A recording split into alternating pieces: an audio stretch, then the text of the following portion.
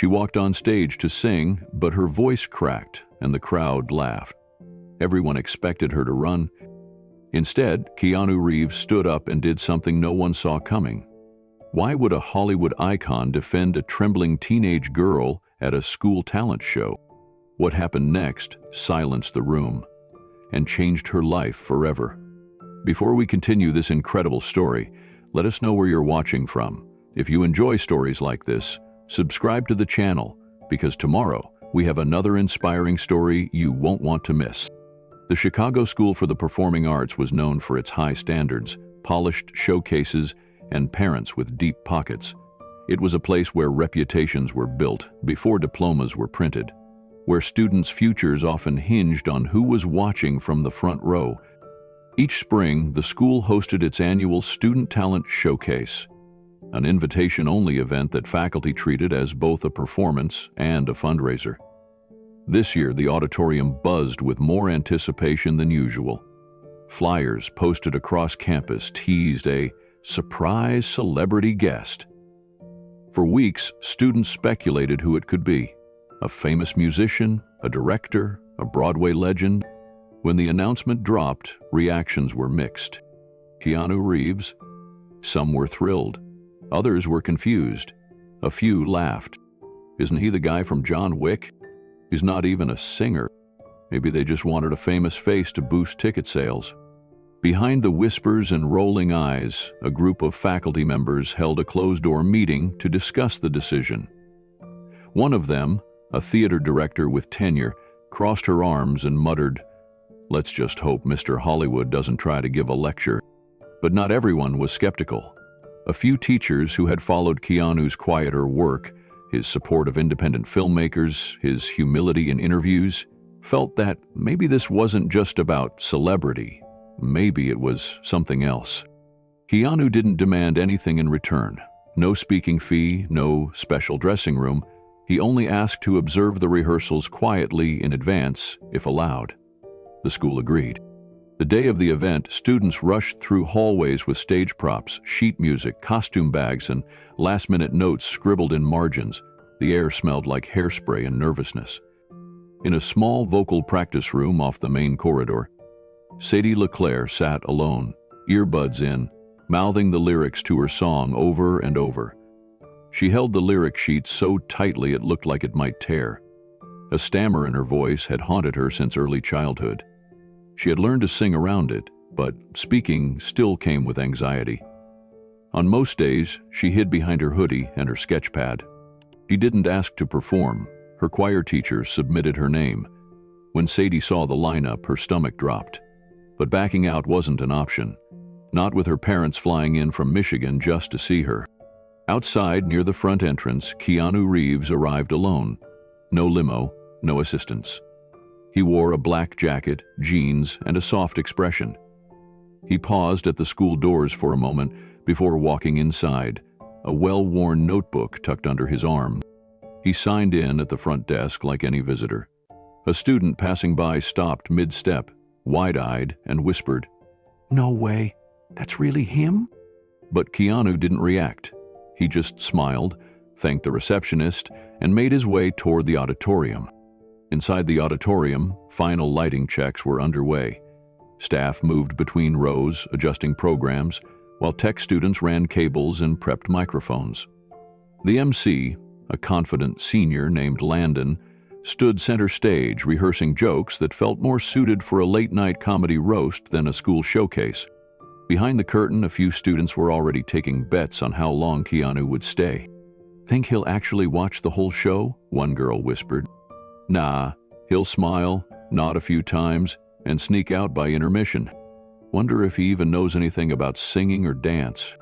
Sadie heard them from where she sat, half hidden behind a stage prop tree. She wasn't supposed to be there yet, but the green room was too loud, too crowded, too sharp around the edges. In her lap sat the lyric sheet again, creased, folded, and refolded a dozen times. She mouthed the first verse under her breath, barely audible, almost afraid the walls might judge her too. The list of performers was taped to the curtain nearby. Sadie's name was second to last. Her full name, Sadie Elizabeth LeClaire, but the announcer had already asked someone earlier, "How do you say her last name again?" She could hear the shrug in the answer. "Just say, whatever. It's not like she'll win anything." At that moment, the stage manager called out, "Mr. Reeves is here. He's walking the floor." Keanu stepped into the space slowly, taking in the lighting, the arrangement of seats, the small stage. He didn't bring a phone or camera, just his eyes, and the quiet kind of attention that made people forget they were being watched. He paused when he saw the lineup list. His finger traced the names, slowly, stopping briefly at one. Sadie LeClaire. Something about the spacing on the page made him look closer. He didn't say a word. He just flipped open his notebook and jotted something down. Landon, the MC, bounded over with the principal in tow. "We're so honored to have you," she said with rehearsed warmth. "We've made a space for you in the front row. You'll be seated beside two of our board members. Feel free to write notes on the program if you'd like to share any feedback." Keanu smiled and nodded, notebook still in hand. "I'm happy just to observe. Thanks for letting me be here." No press, no photographers, no pretense. He took his seat as the lights dimmed and the room began to fill. Programs rustled. Students peeked from behind curtains. Sadie clutched her lyric sheet and watched him from a shadowed corner backstage. She didn't know what was coming. Neither did he. The show hadn't even begun, but judgment already hung in the air like fog. It wasn't just the students whispering in the wings. A few teachers exchanged knowing glances as they took their reserved seats, clearly skeptical about Keanu's presence. One leaned toward another and murmured, "Maybe he'll do a monologue from the Matrix and call it mentorship." Another replied under her breath, "It's for the parents, pure optics." But down in the front row, Keanu wasn't smiling for cameras. He wasn't scanning the room or posing. He was reading the names in the program. Each student had a short bio, hobbies, inspirations, goals. Sadie's was the shortest. It just said, "I sing because I want to be heard." He underlined that line in his program with a pencil he carried in his jacket. A simple motion, quiet, meaningful. Backstage, Sadie adjusted the sleeves of her sweater. Her hands were already damp. She heard the first few names being called out as the opening acts warmed up behind the curtain. Landon's voice echoed, "Welcome to the 27th Annual SOPA Spring Showcase. Tonight we're celebrating boldness, bravery, and the brilliance of our young performers." Applause rose. The curtain swept open. The first act, a trio of dancers in matching sequin jackets, burst onto the stage. High energy, rehearsed smiles. The audience clapped, cheered, whistled. Keanu clapped gently and made notes in his notebook, head tilted, focused. Behind the scenes, Sadie sat motionless.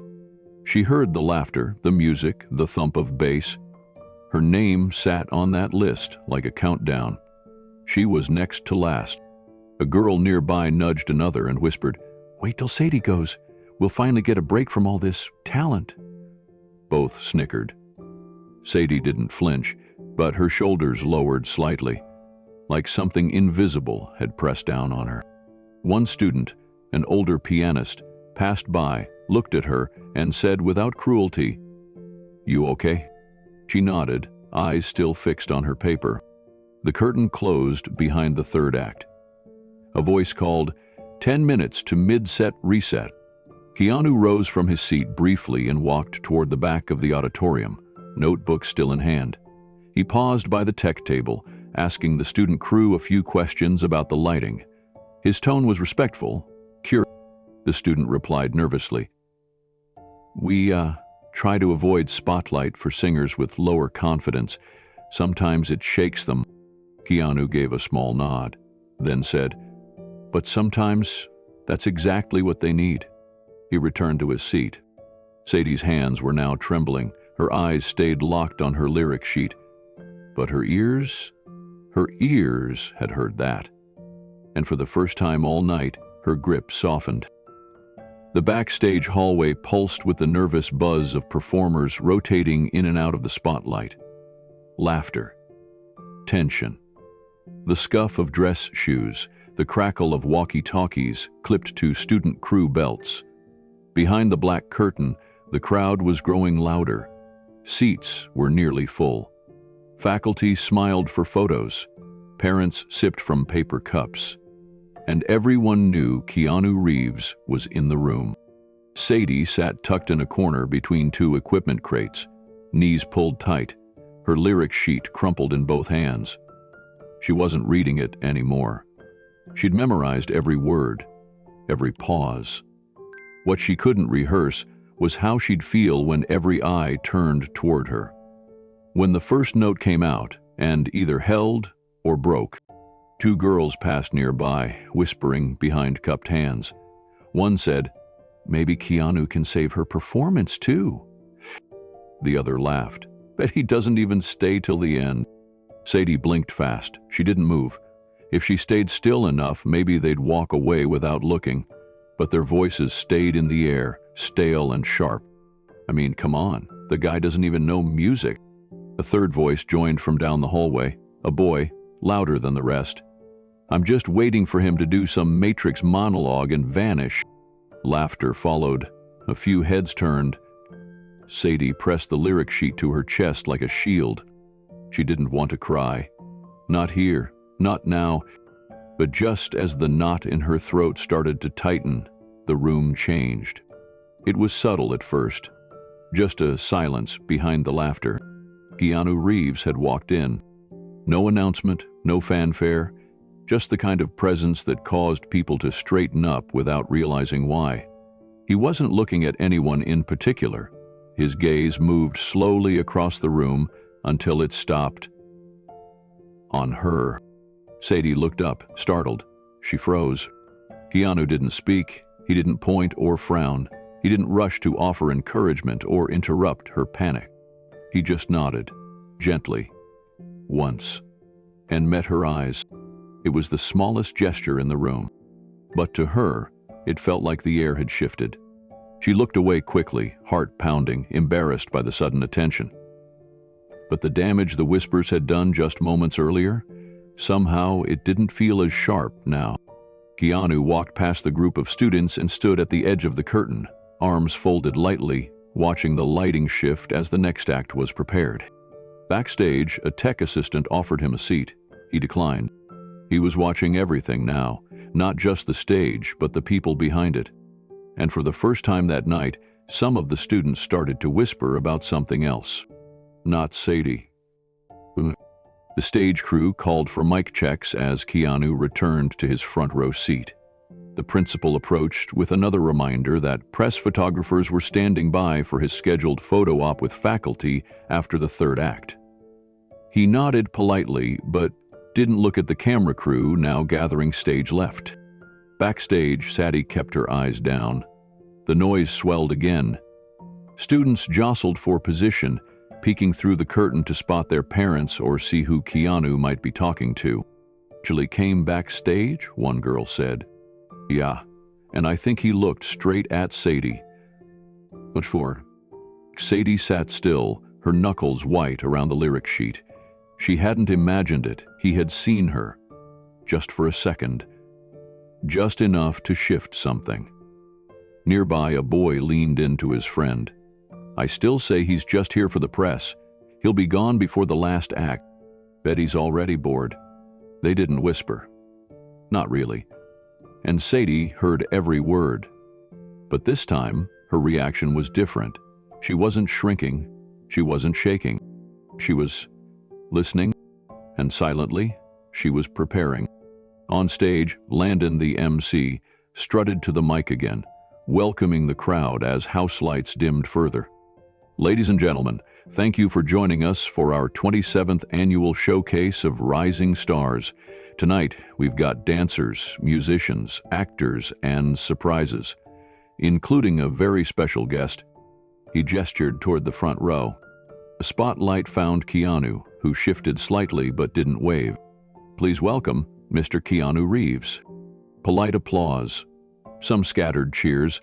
A few students backstage cheered sarcastically, and someone mimicked the Matrix pose with slow-motion flair. Keanu offered a modest smile, a nod, then looked down at the program in his lap. He wasn't here to perform. He was here to witness. The first act stepped into place.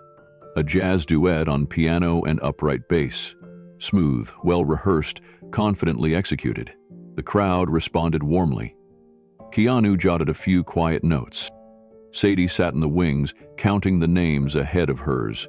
She was still second to last. 4 more to go. The boy who'd mocked her earlier passed behind her again. Hope she's got Keanu in her pocket. She's gonna need him. Sadie didn't reply. She didn't even flinch this time.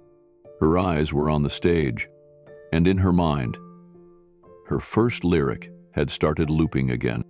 It came quietly, but it was there. The melody was steady. The words she had once been afraid to say aloud now lived inside her chest like a held breath, waiting to be released. She gripped the lyric sheet once more, but this time, it wasn't to hold it close. It was to let it go. The curtain fluttered as the next act exited and another trio took the stage. A comedy sketch performed by 3 seniors known more for sarcasm than sensitivity. Their bit included a parody of pop culture figures, exaggerated voices, and offbeat humor that drew loud laughter from their classmates. Keanu watched with quiet attention, though he didn't laugh. His expression never changed, but his pencil tapped once on the edge of the program as he underlined a name. Sadie. Backstage, she could feel the shift. The laughter wasn't for her, but it echoed down the corridor like a warning. She had heard it before. Years of it. In classrooms, in cafeterias, in the pauses after trying to speak too quickly and getting stuck on a single sound. It had always come from people who assumed they knew what a mistake looked like. She folded her lyric sheet one final time and slipped it into her pocket. She stood. No one noticed at first. Most were too busy waiting for the sketch to end. But one teacher in the corner saw her rise and walked toward her quietly. "You ready?" the teacher asked. Sadie nodded. "Don't rush it," she said.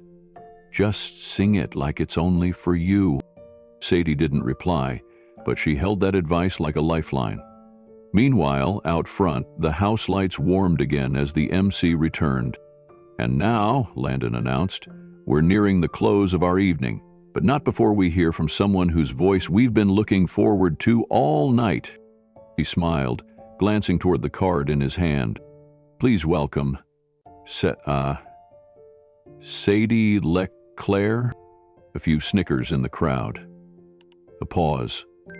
One boy in the back muttered, "Here we go." Sadie stepped from behind the curtain. The spotlight found her instantly. Her sweater's sleeves tugged down over her wrists, her hands by her sides. She blinked once, hard, at the brightness. From the front row, Keanu looked up. He didn't smile. He didn't wave. But he leaned forward, elbows on his knees, his full attention fixed on her, as if no one else existed.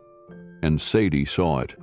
That quiet focus, that unwavering stillness. She stood center stage. Her mouth opened to speak, but no sound came. Then, someone in the wings dropped a clipboard. A loud clack broke the tension. Sadie startled slightly. A few chuckles rippled across the auditorium. Her hand reached for the mic. Her lips moved. The first note caught in her throat. The audience shifted in their seats. And someone whispered, just loud enough for her to hear, "She's gonna choke." She heard it. Everyone did. What happened next would change everything. The auditorium lights pulsed between sets as each act filed on and off the stage. A group of boys performed a comedy skit parodying their teachers. Over-the-top impressions, inside jokes, exaggerated pranks. The crowd loved it. Laughter rolled through the room like waves. The boys exited to cheers and slaps on the back. Keanu clapped along with the audience but didn't laugh. He opened his notebook and jotted something down, his expression unreadable. Next up was a guitar cover of a classic rock ballad. A senior with a loop pedal built a one-man band, layering chords and a vocal harmony. It was polished and clever, and the crowd responded with enthusiastic applause. Backstage, Sadie stood still in the shadows, watching through the narrow opening in the curtain. Her breathing was shallow, her fingers twitching slightly at her sides. The closer her turn came, the smaller she felt. But still, she didn't back away. She watched Keanu as he leaned over his notebook again, writing something after the guitar set ended. Then he set his pencil down and looked out across the stage with a faint squint, like he was waiting for something no one else had seen yet. A dance duo followed. Sharp choreography, aggressive pop music, fast footwork. The audience roared with approval. Sadie's name was already on the cue card for the next performer lineup. She looked at the card, then down at the floor. From the other side of the curtain, one of the stage crew announced, "We're almost to the final two." Two boys behind her leaned into each other. "You think she's gonna sing the whole thing or just freeze and cry?"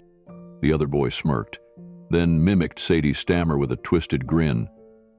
My name is... as Sadie." A small burst of giggles broke out between them. Then they went silent. Keanu was standing less than 6 feet away. He had turned his head slowly, calmly, and locked eyes with the taller of the two. He didn't raise his voice. He didn't scold them. He just stared. It wasn't angry. It wasn't even sharp. It was still, unmoving, focused, quiet, and somehow that made it worse. The laughter died in their throats. Both boys looked away, their postures folding in on themselves. Sadie saw it happen. She didn't know what Keanu had written in his notebook, but for the first time in days, she felt like someone wasn't laughing. Someone was paying attention.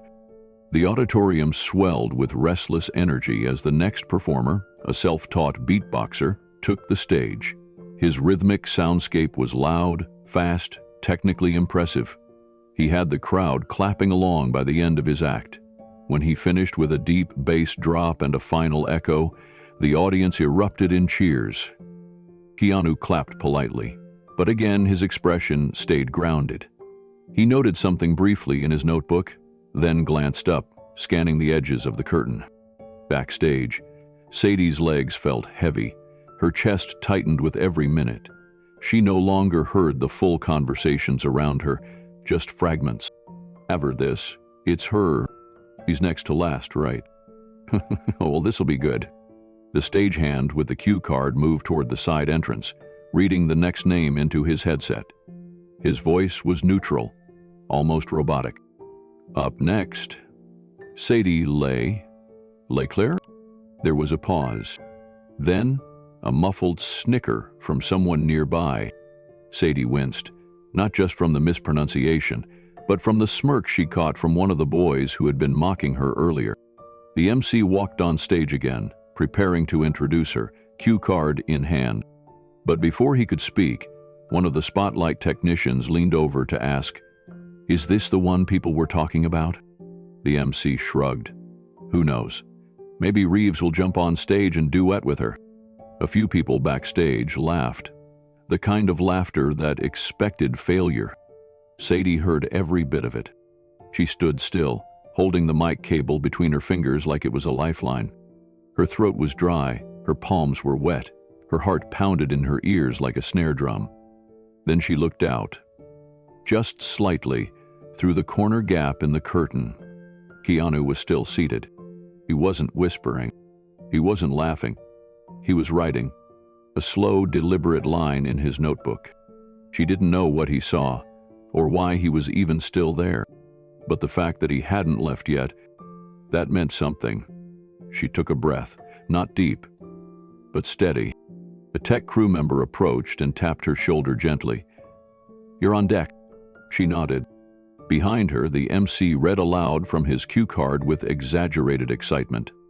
And now, the most anticipated voice of the night, let's give it up for the incredible, the unforgettable, Sadie Leclerc? There was a pause in the audience, then a few sarcastic claps. A low chuckle rippled through a small pocket of students. Sadie's face fell. Her body stiffened. Even the spotlight, waiting in position, seemed too bright now. Sadie stood frozen just behind the curtain. The echo of her name, mispronounced, distorted, still rang in her ears. The small but cruel laughter that followed cut sharper than the spotlight waiting to hit her. Her breath caught. The MC, now visibly uncomfortable, smiled into the microphone and tried to recover. "She's got something special prepared for you tonight, folks, so sit back and enjoy." He stepped off stage quickly, leaving Sadie standing in the dark alone. From the front row, Keanu tilted his head. He could feel the shift in the room. It wasn't excitement.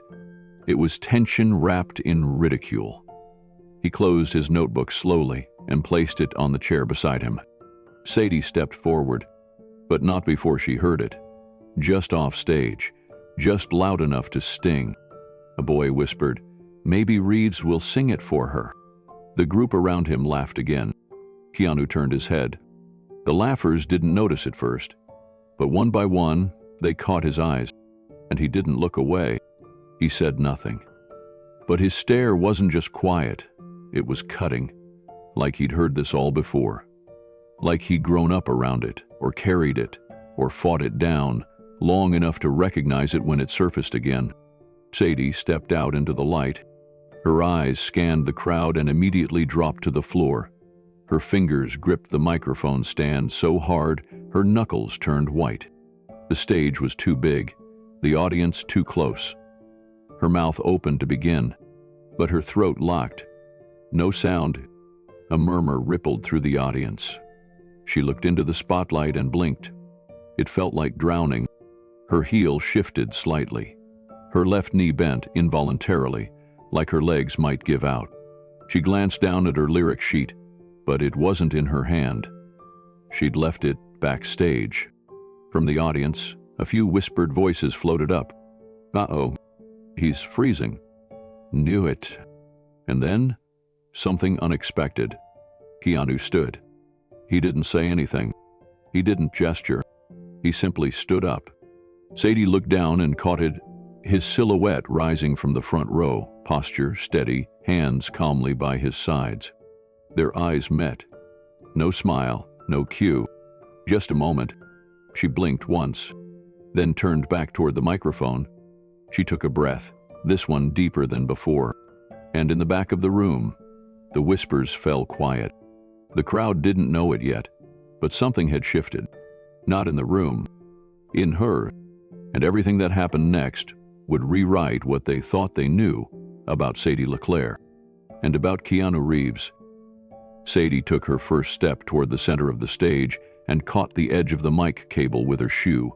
It didn't trip her entirely, but the stumble was enough to draw a few scattered giggles from the front rows. She reached for the mic stand to steady herself, then adjusted it without a word. Her shoulders were high, her neck stiff. She stepped up to the microphone, eyes on the crowd, only for a second, before she looked down at the floor again. From the shadows of the audience, someone whispered, "Nice entrance." Another reply followed, barely hushed. "This is going to be painful." Sadie gripped the microphone with both hands. Her fingers were shaking. She opened her mouth, and nothing came out. The silence stretched a little too long. Someone cleared their throat in the back row. A few seats squeaked as students shifted restlessly. Sadie blinked and tried again. I'm singing a song I wrote," she said, voice barely above a whisper. "It's called Almost Heard." There were no gasps, no reactions, just a few murmurs and one boy in the third row who rolled his eyes dramatically and said under his breath, "Of course she wrote it." Sadie didn't acknowledge it. She stepped slightly closer to the mic. The piano track began playing over the sound system. Soft chords filled the auditorium, delicate and slow. Her cue was just a few seconds away. She took a shaky breath. Her lips parted, and the first line broke on impact. The note cracked before it fully formed. Her voice wavered, lost pitch, and faded before reaching the end of the phrase. Laughter. It wasn't loud, but it was sharp, too sharp to ignore. Sadie's shoulders jerked, her face flushed. Someone in the fifth row whispered clearly enough to carry, "Told you." Keanu closed his notebook softly and set it beside him on the chair. His hands rested on his knees. Sadie stood frozen in the spotlight, breath caught in her throat. The second line came and went. The track continued behind her. She tried again. This time she managed one note. Just one. But then she fell into silence again. Her lips moved, but nothing came out. "Everything okay?" There was a pause. Small, but thick. Her knees bent slightly. Her hand gripped the mic stand tighter. She looked toward the side curtain. She looked like she might walk off. And in that exact moment, Keanu rose slowly from his seat. The audience caught it in their periphery. Whispers stopped. Movement halted. Sadie saw him stand. And suddenly the silence wasn't just hers anymore. Keanu didn't speak. He didn't make a gesture. He didn't say her name. He just stood there, calm and composed, eyes fixed on the girl who had nearly folded in on herself under the weight of silence and mockery.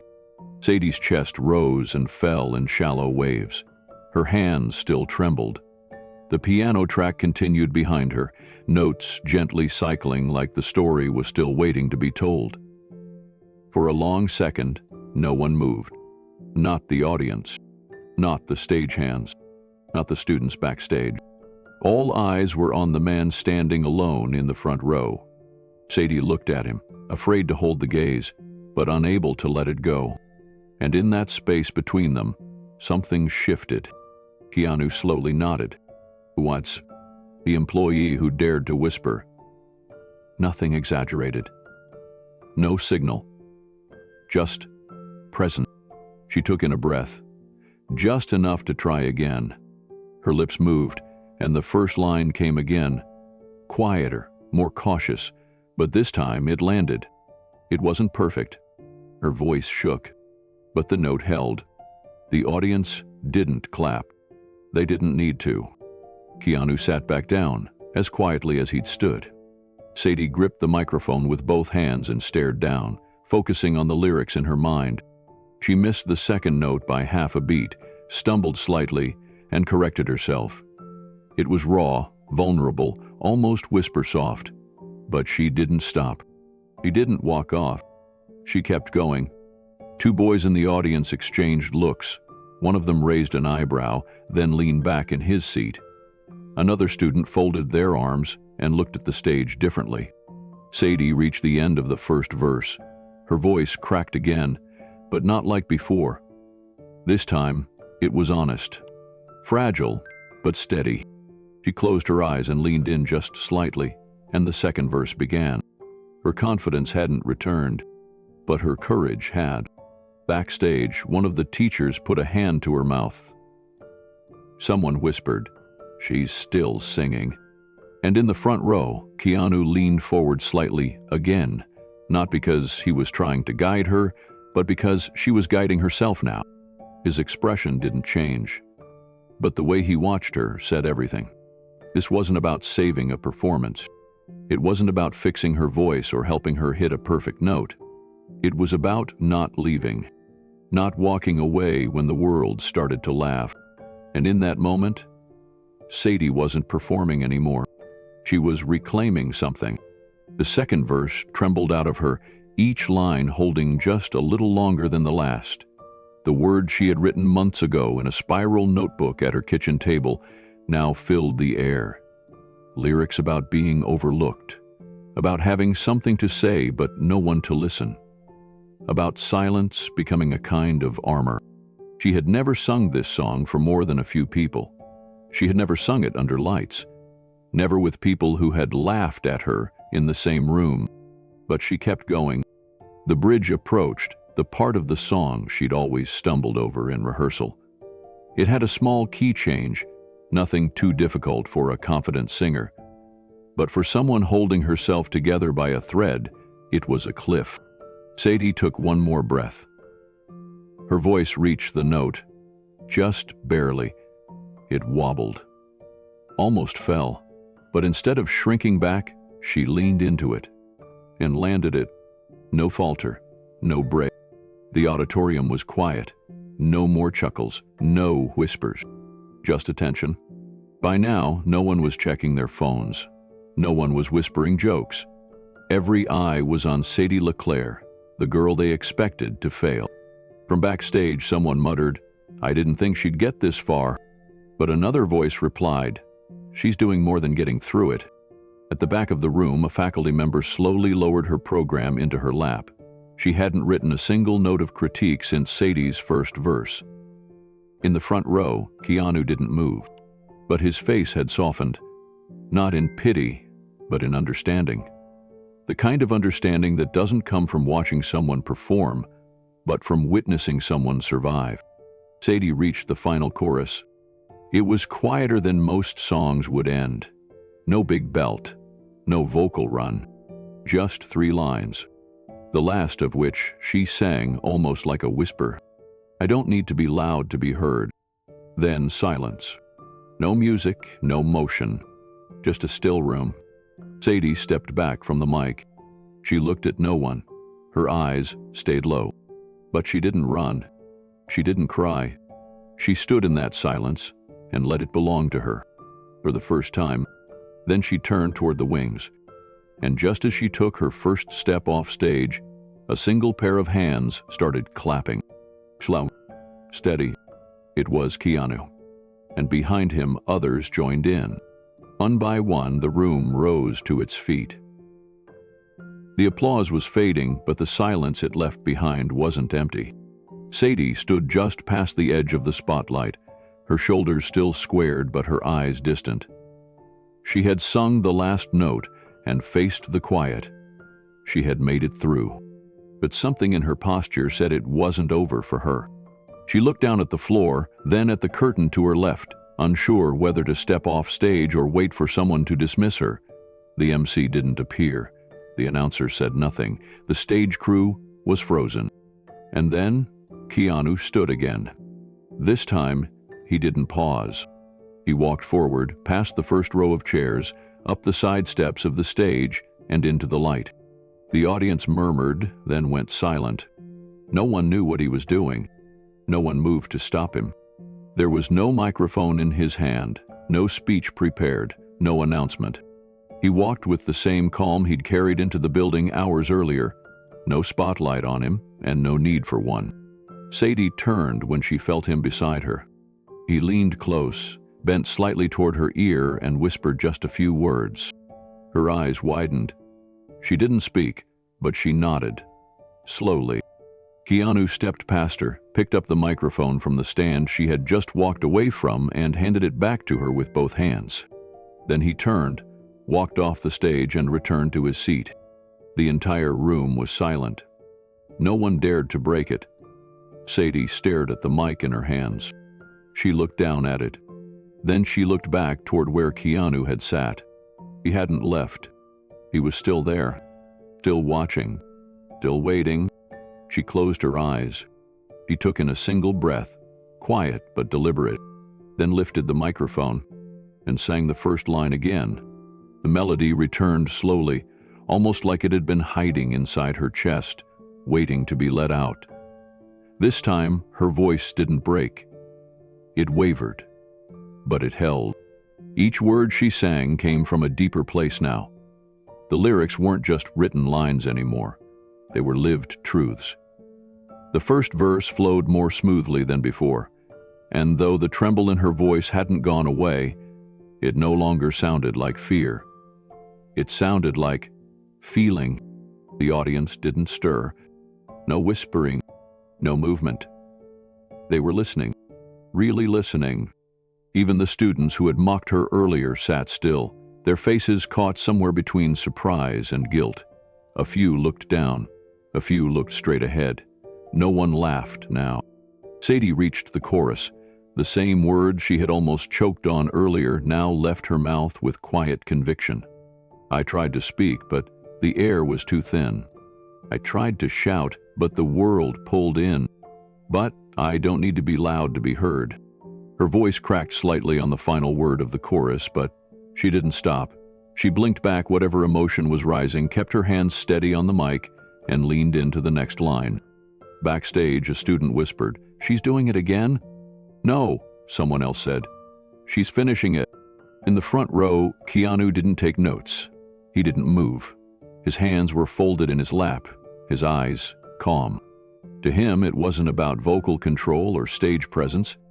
It was about a young girl on a stage she didn't ask for, finding the courage to stay anyway. She moved into the bridge again. The key shift that had scared her earlier no longer sounded like a mountain. It was still hard, but she climbed it. She held the note longer this time. It wasn't flawless, but it didn't have to be. Because she wasn't singing to impress anyone anymore. She was singing to prove something to herself. As she reached the last chorus, the room somehow grew even quieter, a stillness that wasn't awkward but reverent. Keanu's head tilted slightly, as if he already knew what the final lyric would do. Sadie stepped forward. She didn't close her eyes. She looked out and sang, "I don't need to be loud to be heard. I just need to believe I deserve it." Her voice broke on the very last syllable, but she let it. She let it crack, and she didn't hide it. That final note echoed in the room long after the microphone left her lips. Sadie stood motionless as the final note faded into the walls. The stage lights felt warmer now, less like an interrogation and more like a soft embrace. Her breath caught slightly in her chest, but this time not from fear. No one spoke. No one moved. And then, clapping, not scattered, not polite, but unified. A full, rising applause that swept through the auditorium like a wave. The kind of applause that didn't just say, "Good job." It said, "We saw you." And at the center of it all, Sadie didn't bow. She didn't run. She simply stood still for a beat longer. She let it land. And then, for the first time since walking onto that stage, she smiled. Backstage, the stagehand who had mispronounced her name earlier leaned toward the curtain and whispered, "That's Sadie LeClaire." In the front row, Keanu clapped once, firm, deliberate, then let his hands fall into his lap. He didn't stand again. He didn't need to. His presence had already reshaped the entire night. A few students backstage began clapping as well, slowly, then all at once. Even the two boys who had mocked her earlier stayed quiet, their expressions unreadable. Sadie took a final step back from the mic stand. She glanced toward the wings, as if unsure whether to stay or leave. Then Keanu gave a single nod from his seat. That was enough. She turned toward the side curtain and exited. But not before one last look out across the crowd, a sea of faces, no longer waiting for her to fail. They were watching her rise. As she stepped off stage, a teacher reached out and gently touched her shoulder. "Whatever he said to you," she whispered, "I hope you remember it for the rest of your life." Sadie didn't answer. She didn't have to, because something inside her had already changed, and everyone in that room, everyone, had just witnessed it. The music restarted, but this time the air felt different. Not electric, not heavy, just clear, as if everything that came before had been wiped away, and now something real was about to begin. Sadie stood center stage again, same mic, same spotlight, same piano melody trailing softly in the background. But she wasn't the same. Her face was still flushed, her fingers still wrapped tight around the mic. Yet her eyes had changed. They weren't darting anymore. They were steady, focused, not on any face in the audience, but on something deeper, something within. She sang. Her voice came out as a soft tremble, not perfect, but real. And because it was real, it landed. The first line slipped through the quiet like a secret finally spoken aloud. "I hide in rooms with open doors, afraid of what I'm asking for." Her tone wasn't strong in the traditional sense, but it carried weight. Some students who had laughed earlier now shifted uncomfortably. A few looked down. One girl who had been scrolling on her phone slowly lowered it into her lap. Sadie's second line floated out. "I want the world to see me there, but only if they'd really care." The chords swelled beneath her. She didn't raise her voice. She didn't need to. The honesty in it did the work. Keanu sat in the front row, notebook closed, eyes closed too.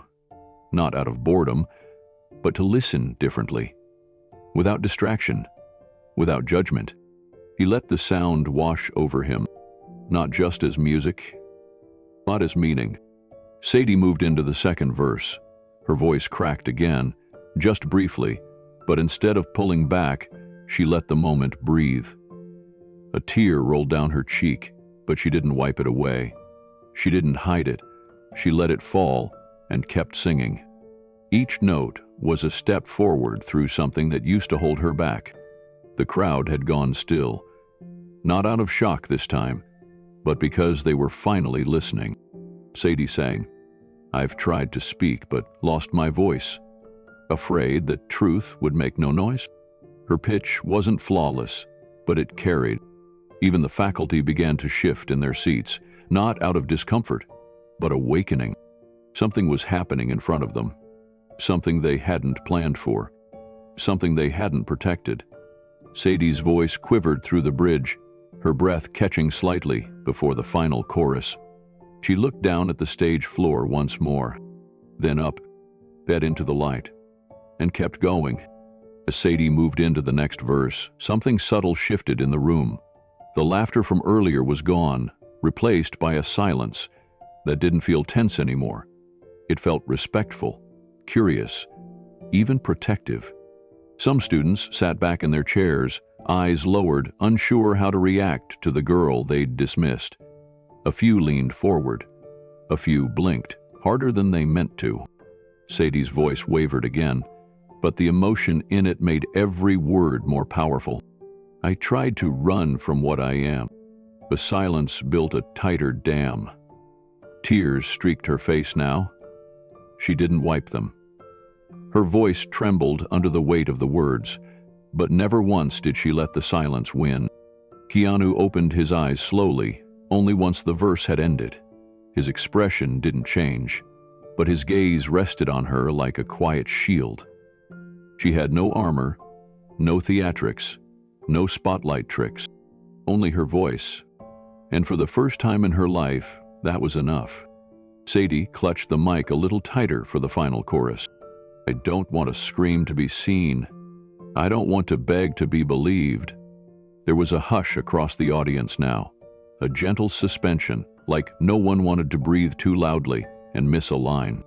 A boy in the back row looked at his friend and said barely above a whisper, "She wrote that?" His friend didn't answer. On stage, Sadie stepped forward, the lights catching her just enough to outline the tears on her cheekbones. She took in a breath. "I just want to sing my name and feel like it belongs to me." There was no applause mid-song, no whispers, no tension, just the sound of one girl singing the words she had once only written for herself. Backstage, a younger student, one who hadn't dared sign up for the showcase, stood behind the curtain with wide eyes. She didn't know what this moment was, but she could feel it mattered. Sadie moved into the final verse now. Her voice was thin from emotion, but unwavering in rhythm. Every line was a declaration. Not loud, not proud, just clear. And in that clarity, something powerful stirred. She sang, "Want to be seen without pretending. We want to be heard without defending." A light sob escaped her lips, but she caught herself. Not to hide it, but to give room to the final phrase. The piano softened. The stage dimmed slightly, and she whispered, "I just want to be me." The last note of the piano faded gently into silence. Sadie stood center stage, shoulders trembling, eyes glistening, breath shallow. But she didn't lower the mic. She didn't bow. She didn't move. She simply stood there in the stillness she had created. The auditorium didn't erupt.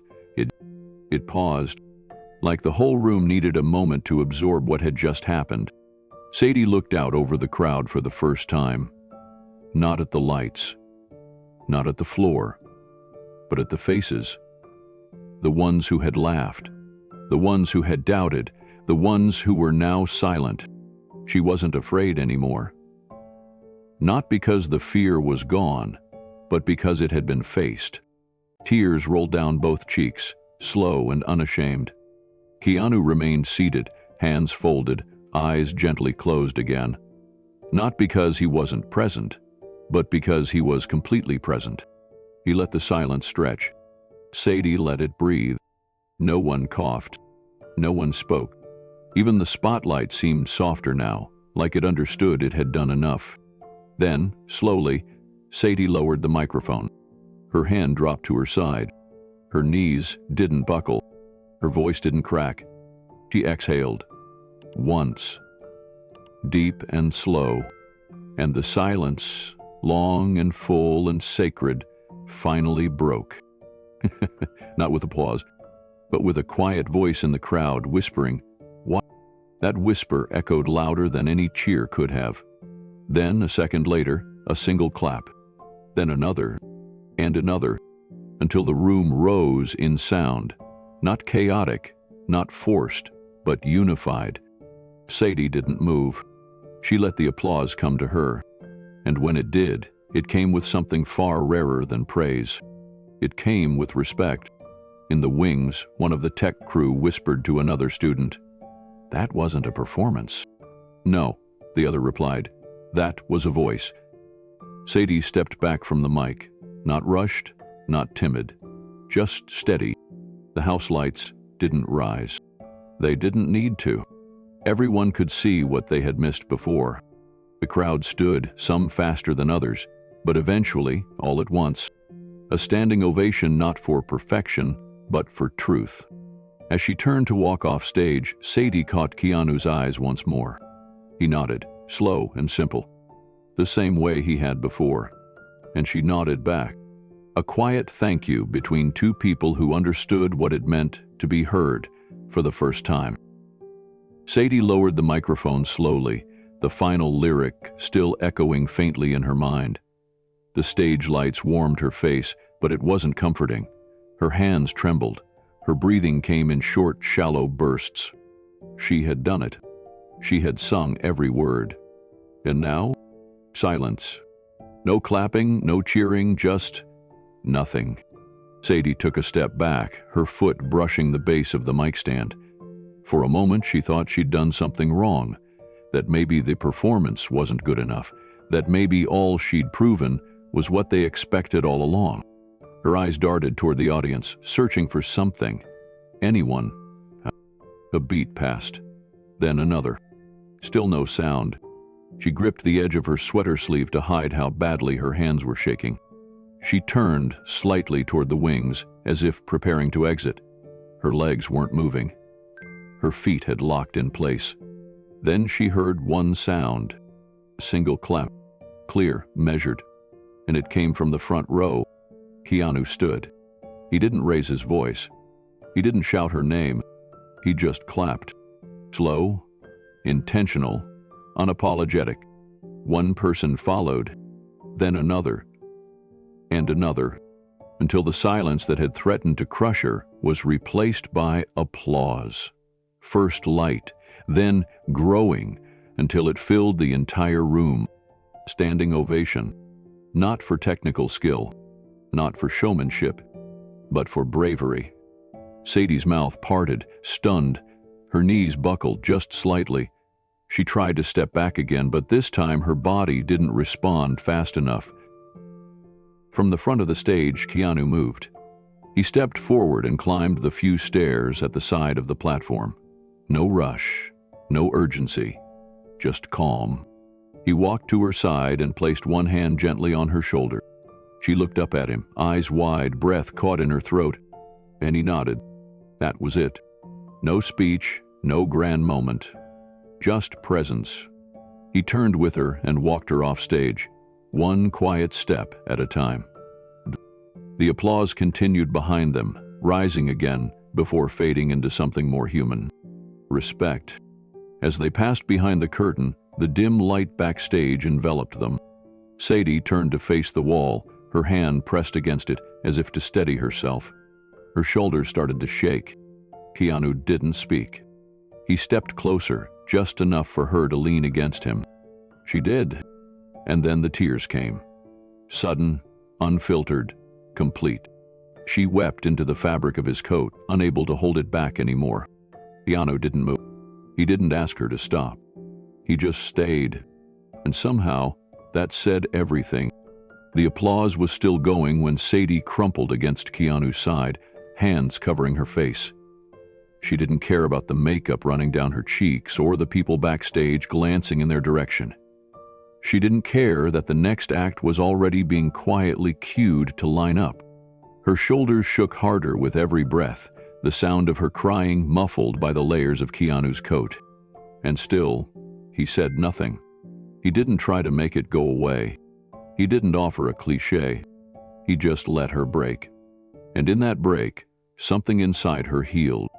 A tech assistant stepped close, hesitated, then slowly turned and walked the other direction. No one dared interrupt. Sadie pulled away for just a second, wiped her face roughly with both sleeves, and tried to speak. But her voice cracked again. I thought they hated me. Keanu shook his head gently. They didn't hate you. They just hadn't listened yet. Sadie's lip quivered again. She looked at him through bleary eyes and whispered, I almost ran. He gave a soft nod. But you didn't. His voice was low, steady, like a rock beneath a crashing wave. You stayed. She looked down, too overwhelmed to answer. Then she quietly asked, Why did you come on stage? Keanu smiled. Small, quiet. Because someone needed to remind the room that silence isn't the same thing as failure. Sadie exhaled, shaky and uneven, and sat on a nearby folding chair. I didn't think I could finish, not after the first crack. I thought it proved they were right about me.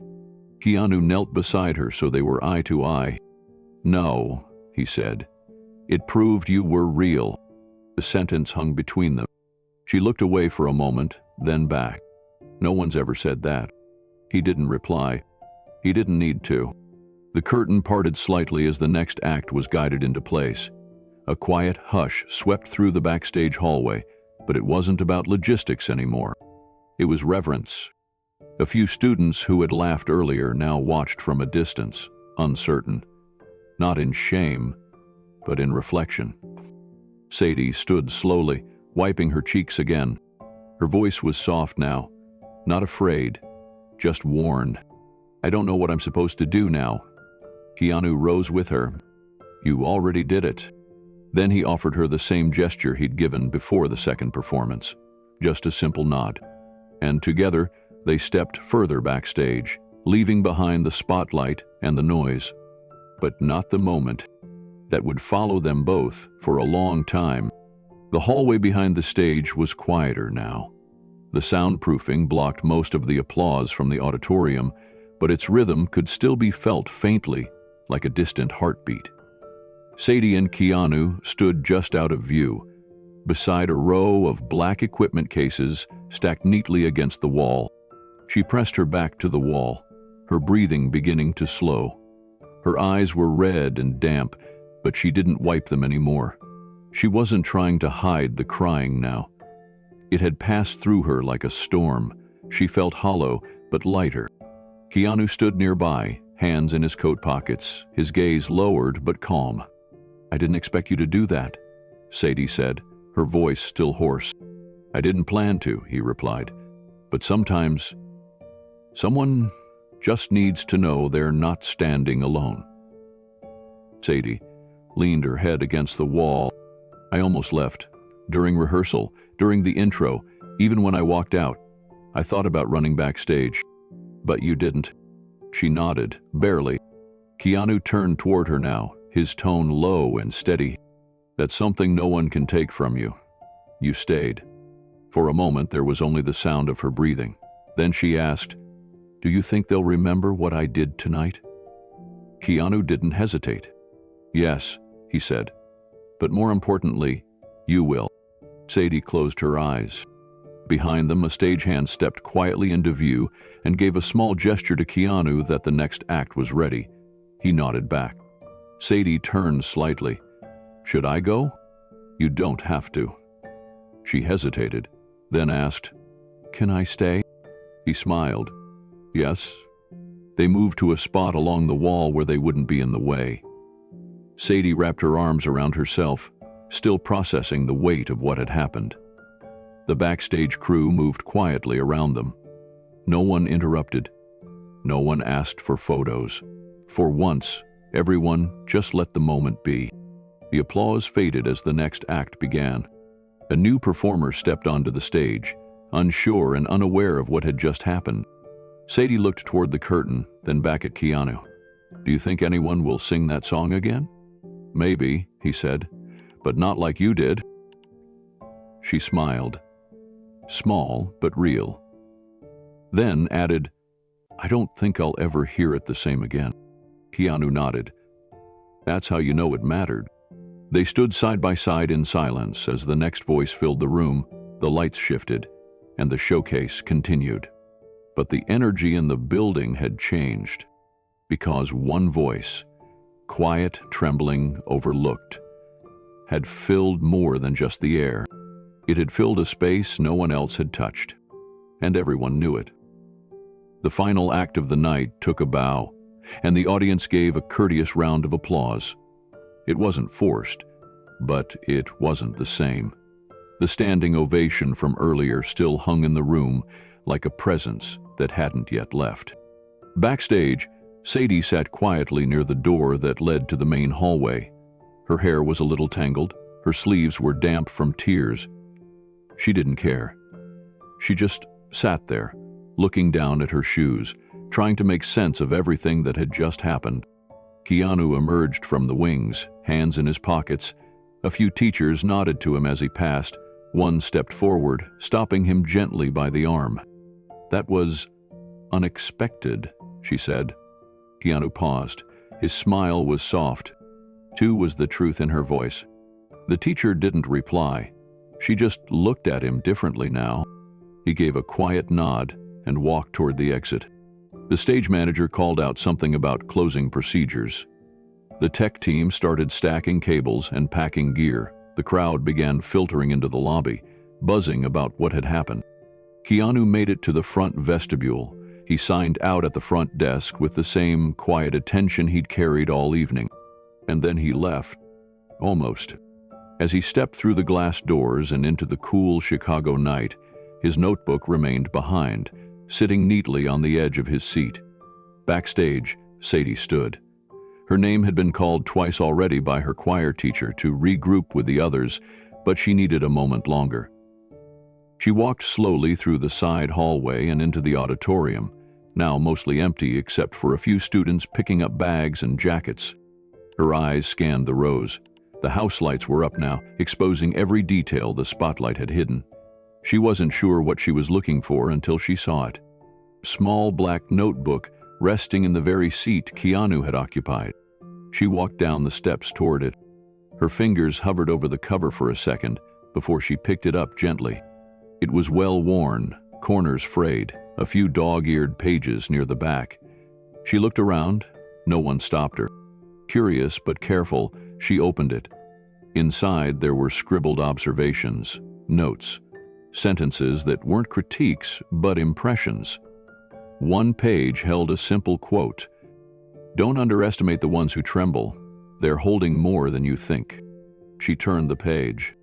Near the middle of the notebook, folded carefully between two pages, was a single piece of paper, unlined, torn from something else, handwritten in the same sharp, slanted script. She unfolded it slowly. He read the words. "Your voice isn't small, it's just honest, and honest things echo longer." She read the words once. Then again. Her lips moved as she traced each line, but no sound came out. Just the quiet rhythm of her breathing as it caught and released in her chest. "Your voice isn't small, it's just honest, and honest things echo longer." She didn't know if Keanu had meant for her to find the notebook, or if it was truly forgotten, but something about the folded paper, its careful placement, and the way it was set between pages, not on top, not at the front, made it feel intentional, not dramatic, just left for her. Like a seed someone plants in passing, never waiting to see if it grows. Sadie folded the note again, not creasing it too hard, not flattening the edges. She held it in both palms for a moment, just looking at it. Then she slipped it into her pocket like a lifeline. Not stuffed, not hidden, but placed there with care. Something about it felt heavier than paper, like a memory she hadn't made yet, but would always carry. She sat down in the chair where Keanu had spent most of the night. The cushion was still warm from the lights above. She looked at the empty stage, now stripped of set pieces and students. The mic stand had been moved to the side. A single spotlight still glowed faintly on the curtain. Sadie imagined what the room must have looked like from his seat when she was singing. All those eyes, all that weight. And yet, somehow, he hadn't looked at her with pity. He had looked at her like she belonged there. She leaned forward, resting her elbows on her knees, notebook in her lap, the weight of the night still sinking in. She whispered to herself, "I didn't run." The words didn't need an answer. They were enough. From the back of the auditorium, a familiar voice called out, her choir teacher. "Sadie, you okay?" Sadie turned and nodded. "Yeah, just needed a second." The teacher smiled, her face softening. "You were incredible. Really." Sadie stood, still holding the notebook. "Can I bring this back tomorrow?" The teacher raised an eyebrow, confused. "What is it?" Sadie smiled slightly. "Just something someone left behind." She didn't explain. She didn't need to. She stepped up the aisle, head a little higher now, shoulders a little looser. And in her pocket, that folded piece of paper pressed gently against her. It wasn't loud, but it echoed. Outside, the school parking lot was almost empty. Most of the crowd had already gone home. A few parents waited in cars, headlights glowing on the pavement. Sadie stepped through the main doors, clutching her backpack with one hand and the notebook tucked safely under her arm. The night air cooled her cheeks, still damp from earlier tears. She walked slowly toward the curb, not rushing, not dragging. Somewhere in the distance, a car alarm chirped faintly. Street lights flickered overhead. She paused beneath one of them and pulled the folded note from her pocket again. The paper had already begun to crease along the edges where she had held it so tightly. She smoothed it out and reread the message by the yellow-orange glow of the light. "Your voice isn't small, it's just honest. And honest things echo longer." Sadie closed her eyes. She thought of her first shaky step on stage. She thought of the laughter, the silence, the nod, the second chance, the standing ovation. She thought of what it felt like when the music didn't cover her flaws, but revealed her truth. And then she smiled. Not the nervous smile she wore when trying to be polite. Not the tight-lipped grin she forced during class photos, but a real one. Soft, quiet, certain. A car pulled up beside her. It was her dad. He rolled down the window. "Hey, sweet pea, how'd it go?" Sadie looked at him, eyes still glassy but calm. "Better than I thought." He looked at her a little longer, then noticed the paper in her hand. "What's that?" She glanced down, then folded it gently once more and slipped it back into her pocket. "Something I'm keeping," she said. He didn't press, just nodded. She opened the door, slid into the passenger seat, and rested the notebook in her lap. As they pulled away from the school, she looked back once. Not at the building, but at the window where Keanu had sat. She didn't know if she'd ever see him again. Didn't know if he'd even remember what he wrote. But she would. And tomorrow, when she returned the notebook to the front office, clean, protected, and with the note tucked safely back where she found it, she would leave behind something else. A single slip of paper, folded in half. On it, she'd write, "Thank you for hearing me." Because for the first time in her life, someone truly had. Sadie sat in her first period history class, staring at the edge of her notebook while the teacher explained the causes of the Great Depression. Her mind wasn't on the lesson. It hadn't been for days. Ever since the talent show, everything felt slightly off. Not in a bad way, just different, quieter, like people didn't know how to treat her now, so they hesitated. She didn't mind the space. Between classes, a few students had looked at her longer than usual. Some smiled. Others glanced away. No one laughed. Not once. As the bell rang, her teacher called her name. "Sadie, can you stop by the office before lunch?" Sadie froze. She felt it in her stomach, the sinking dread that came whenever authority asked to see her. Her first thought wasn't that something good had happened. It was that maybe she'd done something wrong. She nodded and packed her bag slowly. 20 minutes later, she stood outside the main office, arms crossed over her books, wondering what this was about. The secretary smiled. "Go on in, they're waiting." "Emily?" The door creaked open. Inside sat the principal, the arts director, and her choir teacher, all with calm, unreadable faces. Sadie's voice came out small. "Am I in trouble?" The principal smiled gently. "Not at all." Sadie stepped inside. Her choir teacher gestured toward the seat across from them. "We wanted to talk to you about something important." Sadie sat, trying to keep her hands from fidgeting. "You probably know," the principal began, "that every spring we host a donor luncheon to raise scholarship funds." Sadie nodded. "Well," the arts director continued, "after last week's performance, there's been a lot of conversation among students, parents, and staff." Sadie's breath caught. "I didn't mean to cause trouble." "You didn't," the choir teacher interrupted. "You reminded people what art is for." Sadie blinked. The principal smiled. "We'd like to invite you to perform that same song again, this time for the entire board and invited guests. It'll be the opening performance at the luncheon." Sadie didn't speak. Not right away. She looked between them, stunned. "You want me?" "Yes," the arts director said. "We think your song is exactly what this event should begin with." Sadie's mouth parted, then closed, then opened again. "I'll need to rehearse." Her choir teacher smiled. "We'd be happy to help." The meeting ended 10 minutes later. Sadie stepped out into the hallway, heart thudding. She walked past her old locker, the one she hadn't wanted to decorate that year, and stopped short. There was a note taped to it, small, written in black pen. "You were brave. I was wrong. I'm sorry." No name, just that. Sadie stared at it for a moment, then opened her locker, placed it gently inside, and exhaled. Sadie sat in the choir room later that afternoon, fingers resting on the edge of the piano bench. Her sheet music was open in front of her, though she didn't need it anymore. She had sung the words enough to carry them by memory. Still, there was something comforting about seeing them written out again, printed clearly, as if they mattered. Her choir teacher sat at the piano and played through the first verse slowly. "Take your time," she said gently. Sadie nodded and began to hum. Her voice was quieter than usual, not because of nerves, but because she was holding the weight of what had happened, of what was still happening.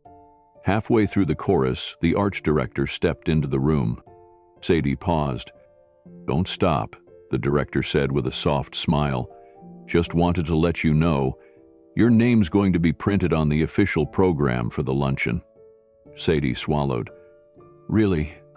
You're the first student to open the donor showcase in 5 years." Sadie didn't know what to say. She smiled faintly and looked back at her music.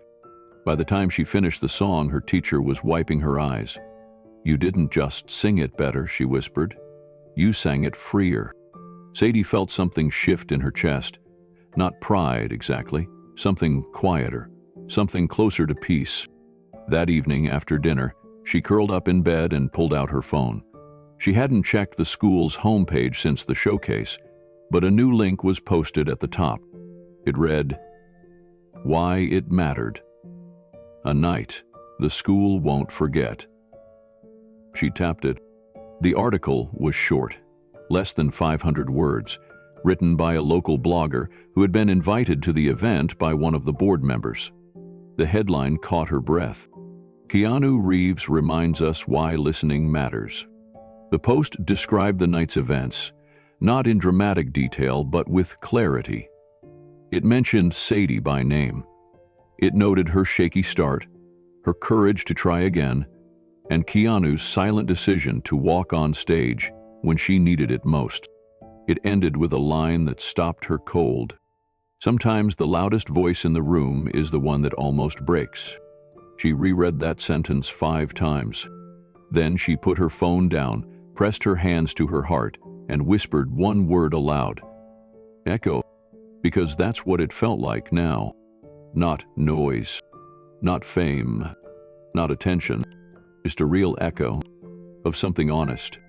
And long after the show was over, it was still traveling. The next morning, Sadie walked into school a few minutes earlier than usual.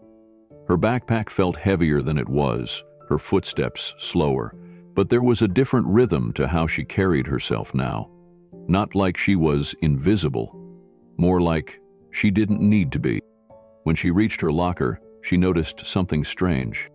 Someone had written her name on the whiteboard outside the choir room. It wasn't defaced. It wasn't a joke. It just said, Sadie LeClaire, performing at Spring Donor Luncheon. She stared at it for a moment, half expecting to hear laughter behind her. But no one mocked her. No one snickered. A couple students passed and nodded. One girl said, Hey, heard you're singing again. That's awesome. Sadie managed a quiet, thanks. She walked to her locker and paused when she opened it. The note was still there, the apology from the student who had mocked her. She hadn't removed it. She didn't plan to, not out of pride, but because it marked something, a change. She slipped her coat into the locker, pulled her music folder from her bag, and made her way to the choir room. Inside, her teacher was arranging music stands. Sadie walked in quietly and sat near the back. You're early, the teacher said with a smile. Just wanted to run through it again. The teacher gave a small nod, then sat at the piano. They played together for 10 minutes, then 15, until the first bell rang. Sadie gathered her things. Before she left, her teacher touched her arm lightly. I hope you know, this school's a little different now, because of you. Sadie didn't know how to answer that. She just smiled and nodded, then walked into the hallway. Outside, in the courtyard, a small group of students stood huddled around a phone. One of them glanced up and waved her over. Sadie hesitated, then joined them. They were watching the blog video that had gone live an hour earlier. It wasn't long. Just a short recap clip from the talent show. A still image of Keanu standing on stage. A quote beneath it. Where you stand for someone else's voice, you give them the courage to use it. The group was silent. Then one boy said, It kinda gave me chills. Another nodded. Sadie didn't say anything. She didn't need to. The shift had already happened. Not just in how people saw her, but in how she saw herself. She stepped away from the group and walked toward the library doors. In her pocket, the same note still rested there, folded and smooth from how many times she'd opened it. She pressed her hand against it for a second, and smiled. Keanu sat alone in his loft, the soft glow of the city bouncing off the glass walls behind him. The night had settled in quietly, the way it often did in this part of town.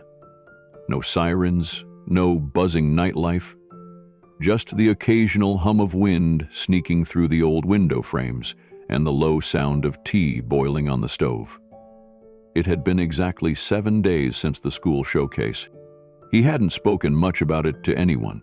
There were a few emails from faculty, a text from someone on his team who had caught the story in a local blog, a brief call from his publicist, which he politely declined to follow up on. But other than that, silence. And that silence wasn't uncomfortable. It was intentional. Some things, he believed, needed time to breathe before they could be understood. He sat at his kitchen table now, fingers lightly tapping the edge of a ceramic mug. The tea had gone lukewarm. His laptop sat unopened, a black notebook beside it. He wasn't working, not yet. Then his phone buzzed, once. Not loud, not urgent. He flipped it over. A single message, no preview. from a number he didn't recognize. Just a voice memo. And a name. Sadie LeClaire. He stared at the message for a few seconds, thumb hovering above the screen. Then he tapped it. At first there was silence, then a deep breath. Barely audible. "Hi, Mr. Reeves. I hope this is okay." Sadie's voice came through, uncertain but clear. "I know you probably don't remember everything from that night, but I do." Keanu leaned back slightly in his chair. "You didn't know me. You didn't owe me anything, but you saw me, and you didn't look away. You didn't try to fix me or tell me it was okay when I was falling apart. You just stood there, and because you did, I could stand too." There was a pause in the recording, a brief sound of paper shifting, like she was gathering herself. "I recorded it again," she said. "The song. I thought maybe you'd want to hear it." Keanu set the phone gently on the table and reached for his tea. Then it began. Same melody, same song, but not the same voice. This time, there was something steadier behind each note. Her tone wasn't polished, it wasn't theatrical. It was still vulnerable, still trembling, but it held, and that changed everything. The lyrics came back in pieces Keanu remembered. "I hide in rooms with open doors, afraid of what I'm asking for." He closed his eyes. She reached the bridge, the same one that had cracked under pressure the first time. This time the note wavered, but didn't fall. Her voice lifted, and when it landed, it did so with purpose. There was grit in it now. Not loudness, not force. Grit. The final chorus carried a different weight. "I don't want to scream to be seen. I just want to sing my name and feel like it belongs to me." And then the last note faded. Sadie didn't say goodbye at the end. She didn't need to. Keanu sat there, still, letting the silence after the song stretch across the room like a soft curtain falling. His eyes remained closed, as if afraid to break the moment. Her voice echoed, not in the air but in his chest. He felt it, not as sound, but as something truer, something settled. He opened his eyes, pressed the phone briefly to his chest, and then set it aside. He opened his laptop. The screen lit up with a blank document. He typed at the top, "The ones they laughed at." Then he sat for a moment, staring at it, not searching for words, just honoring the ones he'd just heard. He began slowly, paragraphs forming like footprints in wet sand, deliberate, vulnerable, present. He wrote about that night, about what it meant to witness a young girl sing through fear and still finish, about how a moment of silence could hold more than applause ever could, about how easy it was to laugh at someone who stumbles, and how rare it was to honor someone who gets back up. He didn't name her, he didn't have to, but in every sentence, her story was there, alive, echoing. He wrote about the kind of strength that doesn't wear armor, the kind that doesn't yell, the kind that's quiet, tense, willing to show its own shaking hands. And he ended the first page with one line. "Courage isn't always volume. Sometimes it's simply staying when the room expects you to run." Keanu sat back and let that sit. He reached for his phone again. He interrupted. Opened the message once more. Played the final minute. She hadn't changed the words. She hadn't edited out the hesitation in her voice. But she had allowed it all to stay. Honest. And it was better than perfect. He looked out the window again. The night had gotten deeper, the city quieter, but in his mind, her song still played. He moved to his bookshelf, pulled down an old journal from a dusty row of personal writing projects, and flipped to a blank page. With a black pen, he wrote the line that had been circling in his head since the first time he heard her voice. "Truth doesn't need volume, it just needs space." Then he underlined it, once. He didn't know what would become of the story he was now writing. Whether it would live as an article, a letter, a screenplay, or just stay tucked away on his laptop. But he knew one thing. He needed to write it. Because there were too many Sadies in the world.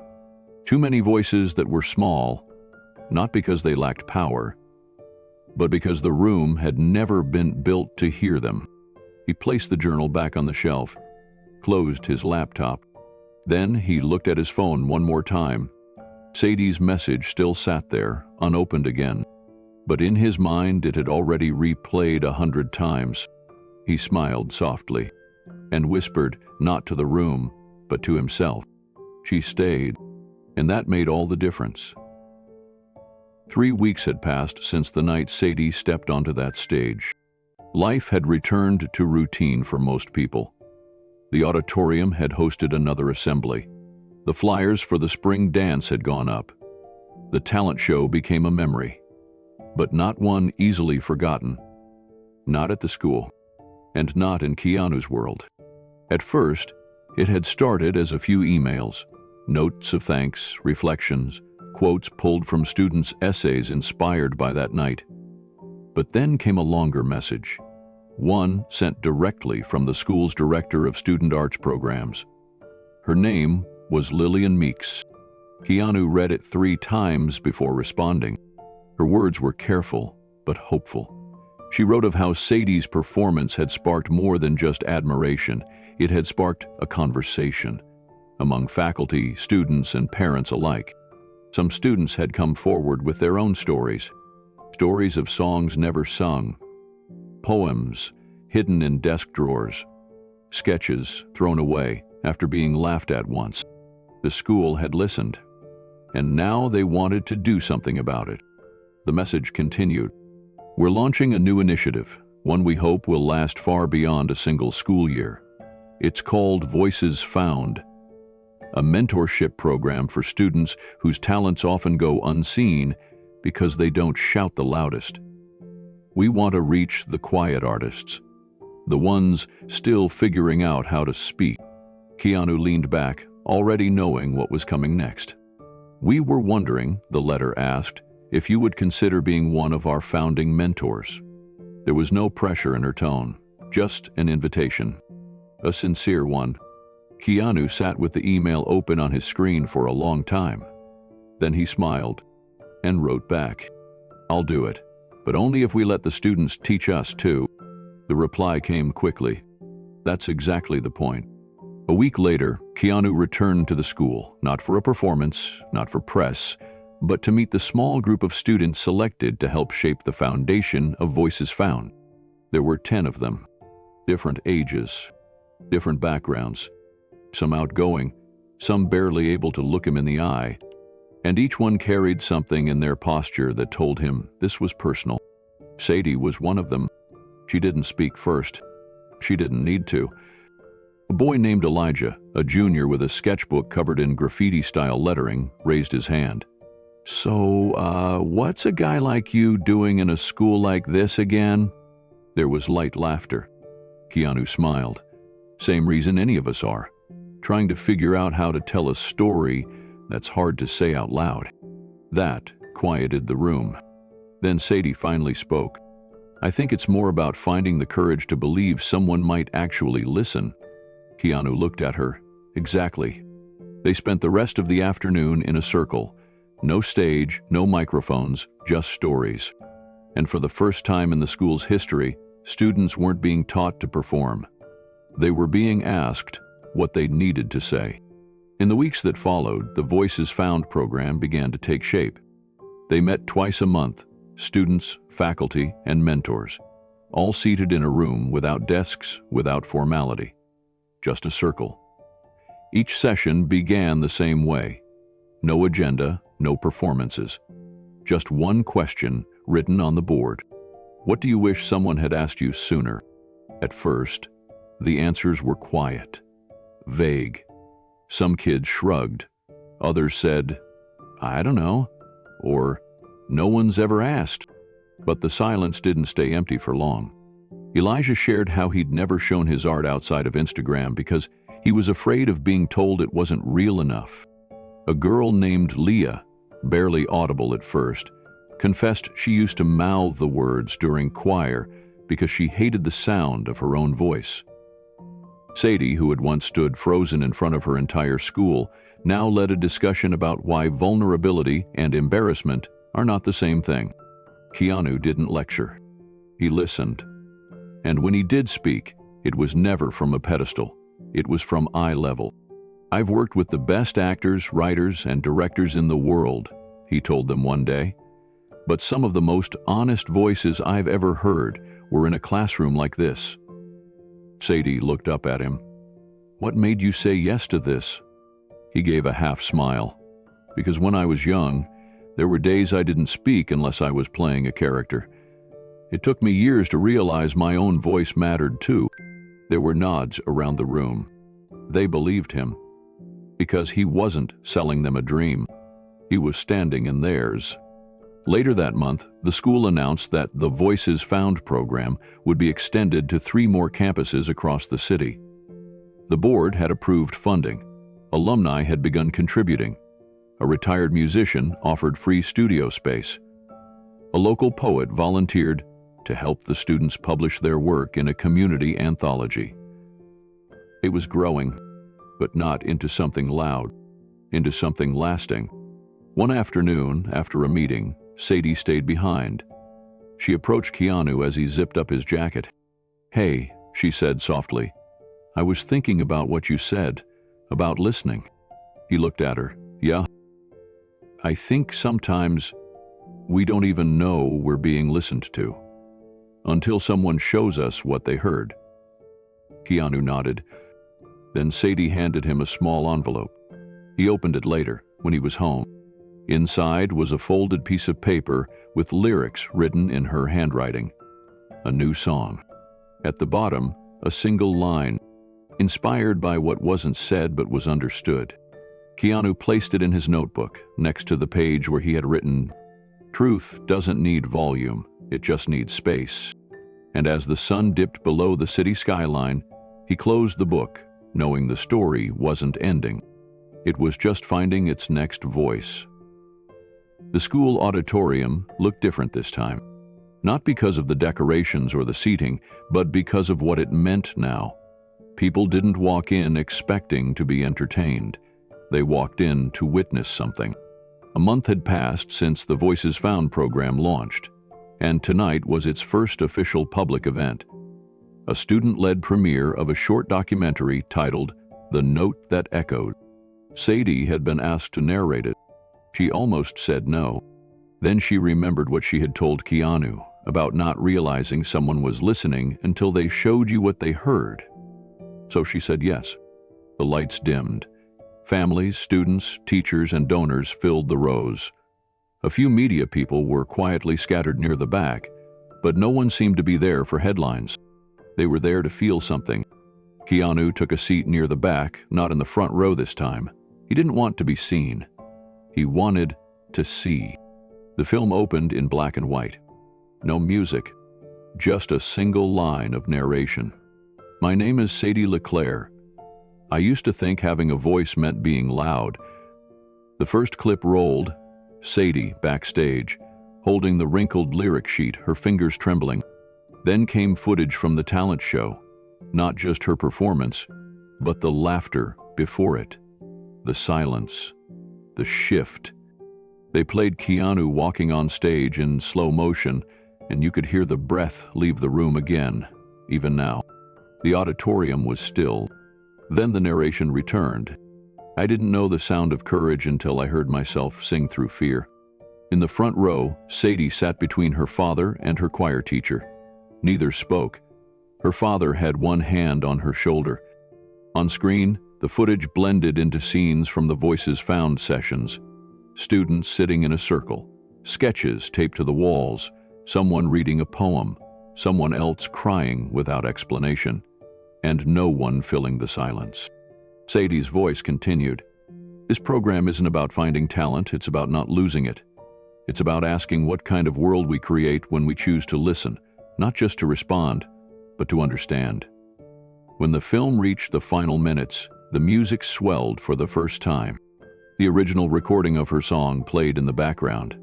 Not the shaky performance, but the version she had sent to Keanu. Her voice floated over footage of faces, smiling, nervous, alive. And then, as the final note played, the screen faded to black. A final title card appeared. For the ones who stayed. The lights rose slowly. No one moved at first. Some wiped tears, some held hands. Keanu remained seated, watching Sadie in the front row. Then someone in the middle of the crowd stood up. It was Riley. She hadn't told anyone she was coming. She looked toward Keanu, then back toward the front of the room and said aloud, not loudly, but with certainty, "It doesn't just save scenes, he saves voices." The crowd turned to look at her, but she didn't sit back down. And one by one, others rose beside her, not clapping, just standing, like they were part of something. Sadie stood last. She hadn't expected it, hadn't planned for a moment like this, but when Riley spoke, when those words filled the room, something inside her shifted again. She rose slowly, not for attention, but because the moment asked for presence. Her father looked up at her, his hand still on her back, then let go. She turned toward the audience and gave a single, steady nod. She wasn't trembling now, not because the nerves had vanished, but because they didn't own her anymore. Up near the back, Keanu remained seated. He didn't need to stand. His standing had happened the night he walked on that stage, and everything since had simply rippled out from there. Sadie stepped forward to the aisle and moved to the front of the auditorium stage. This time, without a spotlight, without a microphone. The lights had already returned to full brightness, but somehow she stood more clearly than she ever had in performance. A student from the tech team brought a portable mic forward. Sadie smiled and took it, but didn't lift it right away. She looked out over the room, over the standing crowd, over the rows of faculty, family, and friends. Then, finally, she spoke. "I didn't know what this was going to be. I didn't expect anyone to listen. I thought maybe people would clap politely and go home. But what happened that night, and every day after, has changed more than just me." She paused, scanning the faces. "I'm not the only one who's been silent for a long time. I'm not the only one who's been laughed at, talked over, or told to wait their turn. But when someone listens, really listens, it's like you're suddenly allowed to exist." She turned toward Keanu. "You gave me that space." Her voice cracked slightly, but she didn't pull back. "I think we've all been waiting to belong in a room like this, not just as students or artists, but as people who matter before we impress anyone." She looked down for a moment, then back up. "I used to think power was being the loudest voice in the room, but now I think it's being the first one to hear the quietest." The audience didn't erupt. They didn't need to. What filled the space was something deeper than applause. It was recognition. She handed the mic back to the tech student, stepped down from the stage, and walked back to her seat. Riley gave her a hug as she passed. Keanu stood, not for applause, but to step into the aisle and meet her halfway.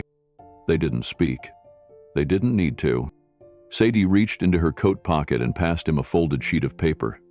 A new song. He took it with both hands, opened it slowly, and nodded once. She smiled, and the audience, still standing, watched as two people, once strangers, now forever connected by a single moment of courage, walked side by side out of the auditorium. Not to end the story, but to continue it.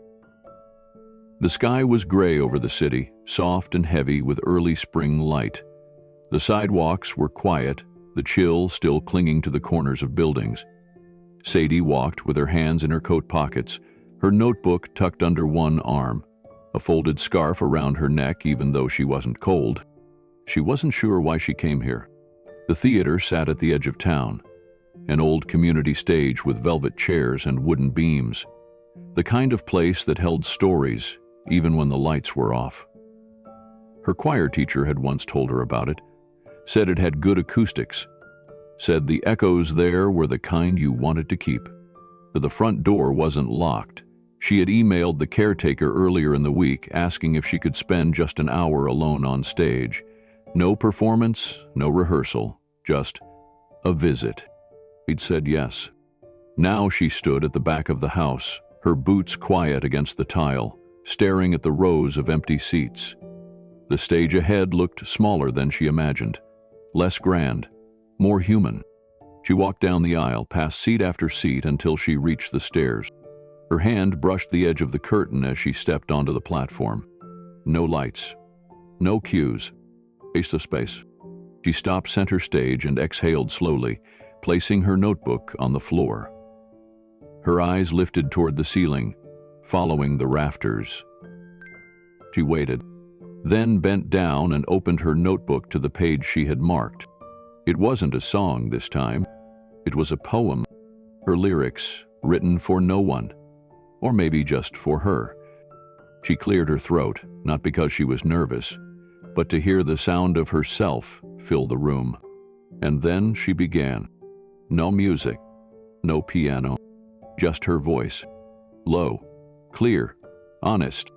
I used to measure my voice by the silence it left behind, by the tilted heads, the quiet stares.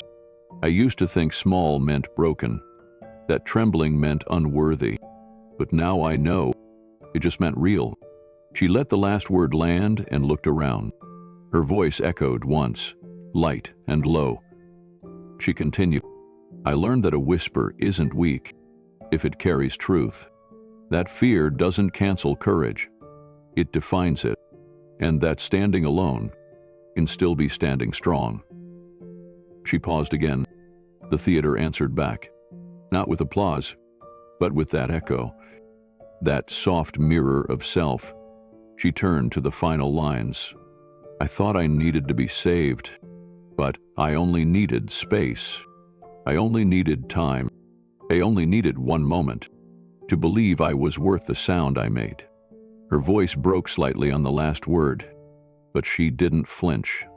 She closed the notebook, stepped back, and listened. The room was still, but not empty. It held something now. Sadie stood there in the stillness, her eyes adjusting to the soft shadows in the rafters above. The sound of her own voice, just moments ago, still lingered in the space around her. Not as noise, but as presence. She wasn't performing for anyone. And yet, something about the moment felt complete. She bent down and picked up her notebook again. This time, she didn't tuck it away. She held it against her chest and walked to the edge of the stage where the wood met the curtain line. From there, she sat down, feet dangling slightly, and looked out at the empty seats. Rows and rows of chairs. Each one a reflection of all the times she had been afraid to fill them. Afraid to try. Afraid to fail. Afraid of hearing nothing back. But tonight, the echoes had come. Not from an audience. From herself. She rested her notebook in her lap, opened to a blank page, and wrote one single sentence. I hear you now. Then she smiled. Small, quiet, but sure, because the girl who had once trembled at the edge of the spotlight had found something far stronger than applause. She had found her own echo. She stood again and walked off the stage, back through the aisle, past every seat she had once imagined was filled with doubt or judgment. And instead of shrinking as she moved past them, she stood taller. At the back of the house, she paused. She turned around once more to look at the stage, not with regret or longing, but with recognition. That was where it had changed. Not just at the talent show, not just when Keanu stepped forward, but here, alone, with nothing but her words and the silence willing to hold them. She placed a hand on the doorknob, opened it slowly, and stepped into the evening air. The city was quieter than usual. A breeze caught her scarf and brushed her cheek. She smiled again, pulled the scarf tighter, and whispered aloud as she walked. I hear you now, not to the world, not to anyone else, but to the voice inside her that had waited so long to be believed. Back in the theater, the lights still glowed faintly over the wooden floor. The notebook she carried had a crease in the middle now from how tightly she held it. But inside, the page was smooth, clean, and waiting for more. because her story wasn't finished. And this time, she was the one writing it. The late afternoon light spilled across the long wooden table in the StoryKeepers office. Dust floated in sunbeams that stretched through the tall windows, landing on worn paper, coffee mugs, and stacks of files lined with colored tabs. Keanu sat at one end, his sleeves rolled to the elbows, pen tapping lightly on a blank legal pad. Across from him were Milo and Riley, both leaning forward, a quiet buzz of energy between them. They had just wrapped the final debrief from the Voices Found documentary screening. The numbers were good, the response better, but none of that was what kept them in the room this long after the meeting had technically ended. It was the faces, the ones from the film, the ones in the crowd, the ones who didn't speak that night, but watched with eyes wide open. "There's something we're not reaching yet," Riley said, resting her arms on the table. "I keep thinking about the kids who don't step up, not because they don't want to, but because they were taught early that they shouldn't." Keanu nodded. "They are not just missing, they're silenced." Milo glanced down at his notepad. "You mean before they even get to programs like Voices Found?" "Exactly," Riley said. "What about the ones who never even make it through the door?" Keanu leaned back in his chair. The legs creaked slightly as he looked toward the ceiling, thinking. He wasn't imagining a program or a pitch. He was imagining a face. The girl too nervous to audition. The boy who rips up his sketchbook before anyone sees it. The students who learn early that being quiet is safer than being real. "What if," Keanu said slowly, "we'd build something before the spotlight, before the performance, before the applause?" Riley tilted her head. "You're thinking, a new initiative," Keanu said, "not built on presentation, but presence." Milo clicked his pen. "We need a name." Keanu smiled faintly, then looked down at his pad. He scribbled something, then turned it around. "First Voices." Riley read it aloud. "First Voices, I like that." "It's not about who's loudest," Keanu said. "It's about who was told to stay quiet. We're not rescuing anyone. We're reminding them they were never broken." The room fell silent. That kind of silence that means everyone agrees, but no one wants to speak over the moment. Keanu stood and walked to the whiteboard near the corner of the room. He grabbed a marker, uncapped it, and wrote the words in large, deliberate letters. First Voices, a creative space for students silenced too soon. He underlined it once. Riley rose and walked over beside him. "We'd need to start small. Community partners," Milo added from his seat. "Quiet spaces, workshops with no pressure to perform." "No grades," Keanu said. "No labels," Riley added. They were speaking faster now. "A rhythm forming, not hype, conviction." Keanu turned and looked back toward the window. The sun was lower now, and this time it didn't feel like it was setting on anything. It felt like something new was rising. Later that evening, the office grew quiet again. The buzz of ideas had faded into soft keyboard taps and scribbled notes. Keanu stood by the window, arms crossed, staring out at the street below. His reflection looked back at him in the glass. Older, steadier, thoughtful. Behind him, Riley sifted through a stack of names. Students, educators, therapists, community organizers. Each one circled for outreach. Milo clicked away on his laptop, drafting the first outline of what would become the First Voices website. The tagline sat in bold letters at the top of the document. "Before they are heard by the world, they must be heard by themselves." Riley looked up. "You ever think about what it might have been like if something like this had existed when you were young?" Keanu didn't turn around right away. He just nodded slightly. All the time, he finally turned back to face them, hands in his pockets. "When I was 16, I failed a monologue audition because I froze halfway through. The room went silent. I could hear my heart beating louder than my voice. Afterward, the director told me I should consider doing tech work instead." Riley winced. Milo stopped typing. "What did you do?" Milo asked. "I came back the next year. Same monologue. This time I whispered it, intentionally." "Whispered?" Riley asked. Keanu smiled faintly. "Yeah. So low they had to lean forward to hear me. By the end, the room was so still, you could have heard a pencil drop." "What happened?"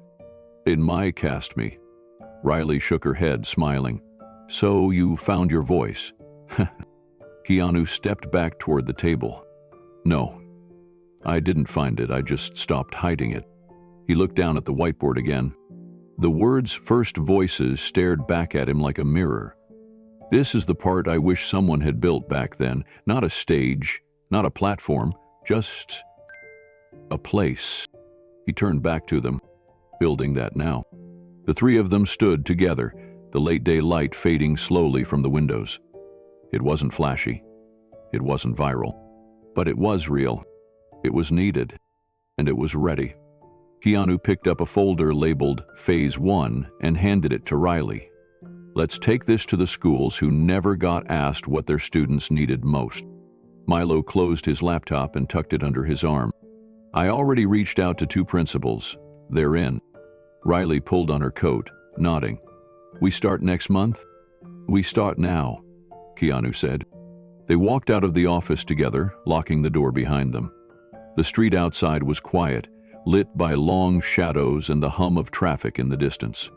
Keanu looked back once at the painted sign on the window, the StoryKeepers Foundation, and beneath it, newly added in smaller font, "Home of First Voices." He didn't speak. He didn't need to. He just smiled to himself, then followed his team into the night. The hallways felt different now. 1 year later, and yet everything was familiar. The echoes of footsteps on polished floors, the buzz of locker doors closing, the hum of a distant piano in a practice room. But something had shifted beneath the surface. Keanu stepped through the side entrance of the academy, holding a small gift bag and a folded paper program. He nodded at the front desk assistant, who gave a warm smile and pointed toward the auditorium. He remembered this walk. Last year, he had made it quietly, uncertain of what he was walking into. A guest judge, half expected to smile, clap, and pose for photos. Today there were no cameras waiting, only purpose. He slipped through the side door of the auditorium just as the lights dimmed. The room was packed again. Parents, teachers, and students filled every row. But the energy was different. Less tense, more hopeful. At the front of the stage, a single spotlight lit the microphone. And standing next to it, holding a folded card in her hand, was Sadie LeClaire. She wore a dark blue dress, simple and elegant, her hair pulled back in a soft twist. Her expression was calm, collected, but in her eyes there was a flicker of recognition as she saw him take a seat near the back. She didn't wave, didn't lose focus. She simply smiled for half a second, and then turned back to the mic. "Good evening," she said, her voice steady, clear. "Thank you for being here." The crowd hushed. Sadie continued. "A year ago, I stood on this stage for the first time, and I almost walked off before I ever spoke. I was afraid. Not of the performance, but of being heard." She paused, letting that sit. "But that night, someone stood for me, not to speak over me, just to let me know I could try again." In the back, Keanu folded his arms, heart quiet and full. Sadie looked down at the card in her hand, then turned to the side of the stage. "And now," she said, her voice softening, "I'd like to introduce someone who is about to do something incredibly brave." A small figure emerged from the wing, a student, maybe 10 or 11, with short hair, shaking hands and eyes wide as they clutched a lyric sheet against their chest. Sadie bent down and whispered something no one else could hear. Then she handed them the microphone, the same one she had once gripped with trembling fingers. The young student took it slowly, unsure. Sadie knelt beside them, smiled gently, and whispered again, just loud enough for the front row to catch. "Take your time. I'll be here." The child's fingers gripped the microphone with both hands. For a second, They didn't speak. Their mouth opened, then closed. The audience waited, silent but expectant. Sadie stayed beside them. No rush, no pressure, just presence. And then the student took a breath, looked straight ahead, and began to sing. The voice was soft, uneven, a little shaky on the first phrase, but real. By the second line, something began to settle. The student closed their eyes, found the rhythm, and continued. Sadie didn't move. She stayed just a step behind, eyes focused not on the crowd, but on the one person who needed to know they weren't alone. Keanu leaned forward slightly in his seat. He could see it happening again. But this time it wasn't him who had walked onto the stage. It was her, and she had brought someone else with her. By the final verse, the child's voice held steady. One long note lingered, tender and thin, but true. When it ended, the auditorium didn't erupt. It waited, that same kind of reverent quiet. And then, slowly, clapping began. First one person, then another. And then the entire room stood. The child looked up, overwhelmed, unsure what to do. Sadie stepped forward and put a hand on her shoulder. They turned toward her. She bent down and whispered, "That's for you." The child nodded, face flushed with awe, and walked back toward the wings, Sadie at their side the whole way. When they disappeared behind the curtain, she returned to the mic. "Calm voice," she said softly. "That's all it takes to change a room." Her eyes flicked again to the back, where Keanu sat. They met for just a second. Then she stepped down. Later, Keanu waited near the front of the auditorium, holding the small gift bag he'd brought. When Sadie emerged from backstage, she paused. He smiled. "You were brilliant," he said. She laughed under her breath. "I didn't even sing." "You didn't have to." He handed her the bag. Inside was a notebook, blank, thick paper, leather-bound, and tucked inside the cover was a card. She opened it. In Keanu's handwriting, "You were never a story someone else had to tell. You were always the author." Sadie swallowed and closed the book gently. She looked up at him. "You came back." He nodded. "I always planned to." She didn't say thank you. Not because she wasn't grateful, but because something deeper passed between them in that moment. She had taken what was given and passed it on, and he had come to witness the echo. As the auditorium cleared, they stood side by side, watching the crowd of students pour into the lobby, full of chatter, excitement, and hope. Keanu turned to Sadie and said, "You know what happens next, right?" She smiled and nodded. "We wait." "For what?" "For the next voice." Voiceover, Keanu. They laughed. They doubted. But they didn't realize something honest had already taken root. The screen is dark. Then it flickered softly to life. A slow montage begins. Sadie stands at center stage from a year ago, her hand resting lightly on the microphone. Her voice fills the room. Not loud, not showy, but steady, clear. The crowd is hushed. Her eyes are closed, the lights fall gently on her face. Cut to the moment when she handed the mic to the young student this year. Her hand didn't shake. Her smile was quiet but sure. She whispered something that wasn't caught on camera, but the look in the student's eyes said everything. Then, the audience rising, one by one, the standing ovation not erupting like thunder, but building, slowly, like a tide. Then, a still image of the notebook Sadie received from Keanu, open to the first page, his handwriting in black ink. "You were never a story someone else had to tell. You were always the author." Cut to black. Then a new scene. Keanu sits in a quiet room. The bookshelves behind him, a low lamp on. He's older, a little grayer at the edges, still present, listening. On the table in front of him, a small speaker plays a voice. It's a young student. Someone new, someone who submitted their first recording to the First Voices initiative. Keanu doesn't speak. He just listens. Head tilted slightly, breath slow. Then his voice continues, low and clear. Voiceover. It doesn't take a stadium to change the world. Sometimes it takes one room, one chance, one person willing to stay when everyone else leaves. The voice singing over the speaker cracks slightly but keeps going. He smiles. His eyes close, then open again. Voiceover. I used to think silence meant no one was listening, but now I know it just meant they hadn't heard the right voice yet. The screen fades to images again. Sadie backstage, hugging her father after the first time she sang. Riley watching from the crowd, tears in her eyes. Milo in the office, drafting the first proposal for First Voices. Then a new group of students in a workshop seated in a circle, some drawing, some humming, one just holding a pencil, unsure. Voiceover. We don't rescue anyone.